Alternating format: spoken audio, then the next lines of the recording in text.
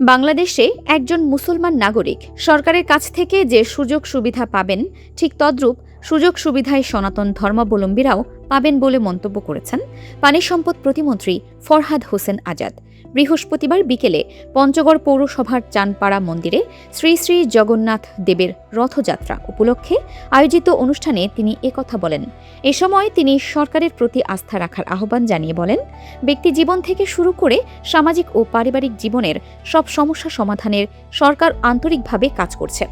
প্রতিমন্ত্রী আরও বলেন, বর্তমান সরকার একটি অসাম্প্রদায়িক সরকার। আমরা সব ধর্মকে সম্মান করি এবং সব ধর্মের মানুষকে সমানভাবে ধারণ করি। ধর্ম যার যার, বাংলাদেশ সবার। এই স্লোগানকে সামনে রেখে সরকার আগামীতে এগিয়ে যাবে। এই যে আমাদের হিন্দু মুসলমানের মিলন, আমাদের কবি কাজী নজরুল ইসলাম বলেছিলেন, আমি আশা করব এবং আপনারা আমাদের এই সরকারের প্রতি আশ্বস্ত রাখবেন। আমি কথা দিয়ে যাচ্ছি, আজকে এই জেলার মন্ত্রী হিসাবে এবং বাংলাদেশ সরকারের পানি সম্পদ প্রতিমন্ত্রী হিসাবে আপনারা যেভাবে বসবাস করছেন, যেভাবে ধর্মকর্ম করছেন, সেইখানে নয়, আপনাদের ব্যক্তি জীবনে, সামাজিক জীবনে, পারিবারিক জীবনে যত সমস্যাগুলো আছে, সেই সমস্যাগুলো অবশ্যই একজন মুসলমান মানুষ সরকারের কাছ থেকে যে সুযোগটা পাবে, ঠিক ততদূর সুযোগ আপনারা আমাদের কাছে পাবেন।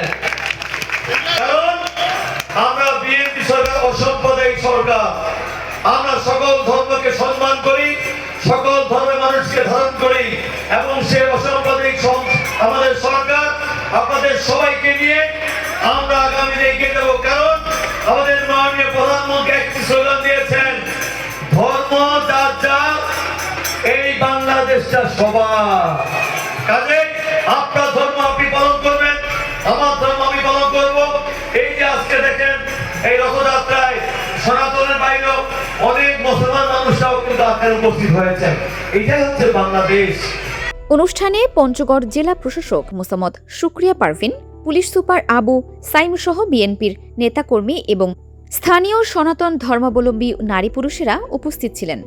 আলোচনা শেষে চানপাড়া মন্দির থেকে একটি বর্ণাঢ্য রথ যাত্রা বের করা হয়। সনাতন ধর্মাবলম্বীদের বিশ্বাস অনুযায়ী আষাঢ় মাসের শুক্লপক্ষের দ্বিতীয়া তিথিতে জগন্নাথ দেব বলরাম ও সুভদ্রার সঙ্গে মাসির বাড়ি যান, যা রথযাত্রা হিসেবে পালিত হয়। 7 দিন পর উল্টো রথযাত্রার মাধ্যমে এই উৎসবের আনুষ্ঠানিক সমাপ্তি ঘটে। Farhana Nizam, desk report, Dinajpur TV.